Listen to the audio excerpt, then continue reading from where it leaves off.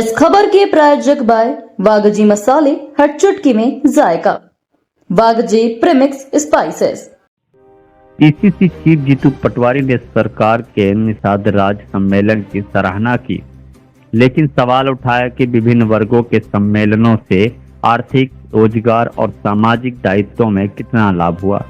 पटवारी ने सीएम के निवेश के लिए विदेश दौरे को सही ठहराया, लेकिन इंदौर और पंजाब के आयोजनों का जिक्र करते हुए पूछा कि इनका वास्तविक प्रभाव क्या है।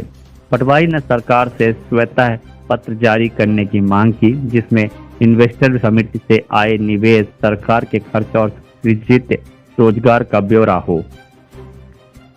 चुनाव को देखते हुए धन्यवाद उनको कि किसी भी एक ऐसे वर्ग को जिनकी भावनाओं को समझ सके और उसका निराकरण कर सके, ऐसा ही मुख्यमंत्री का काम होता है, दायित्व होता है। सवाल ये है कि इससे पहले इस तरह के सम्मेलन हुए, उससे कितने लोग लाभान्वित।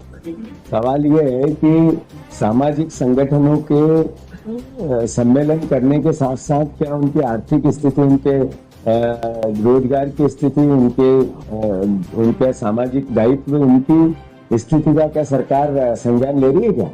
मैं समझता हूँ फिर से कि जब वो बात करती है लाडली बहनों की, तो वो बात करनी पड़ेगी कि 1500 रुपए हर महीने के आपने बहन के चोरी कर रहे हैं, सरकार दे नहीं रही है। सरकार ने गुमराह किया बहन को। नए पंजीयन नहीं होना, ये अपने आप में ये मैसेज है कि हमारे पास आर्थिक स्थिति खस्ताहाल है। मोहन यादव जी विदेश जा रहे हैं, विदेश में निवेश लाने की बात कर रहे हैं। मैं समझता हूँ मुख्यमंत्री का प्रयास होना चाहिए। अभी कल भी इंदौर में भी कुछ किया, फिर 2 दिन 3 दिन 4 दिन पहले पंजाब भी गए थे। प्रयास जारी है, पर सवाल ये है कि क्या इस पर व्हाइट पेपर सरकार लाएगी कि इतने सालों में जितनी इन्वेस्टर समिट हुई या अलग अलग इन्वेस्टर निवेश लाने की बातें हुई, उस पर क्या मिला और सरकार का क्या खर्चा हुआ और कितने रोजगार मिले और प्रदेश की आर्थिक स्थिति में इसका कितना योगदान आया, इसका व्हाइट पेपर इस बार सदन में सरकार लाएगी क्या? मैं मानता हूं मोहन यादव जी केवल काम करने की प्रक्रिया का एक तरह से प्रमोशन करना और फिर काम करने के बाद कितना उसका लाभ सरकार का, सरकारी तंत्र में, जो आम जनता और हमारे खजाने में आना, इसकी समीक्षा भी होनी चाहिए। तो इसके लिए व्हाइट पेपर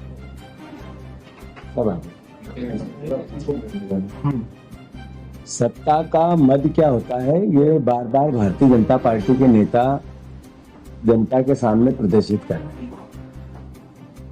पूरे प्रदेश की रोडों के खस्ता हाल है, करप्शन की भेंट चढ़ गई। वो चाहे ब्रिज की बात हो, चाहे नेशनल हाईवे की बात हो, चाहे राज्य हाईवे की बात हो। गांव गांव में सड़कें नहीं है। 25 साल के राज के बाद जन भावना कैसी?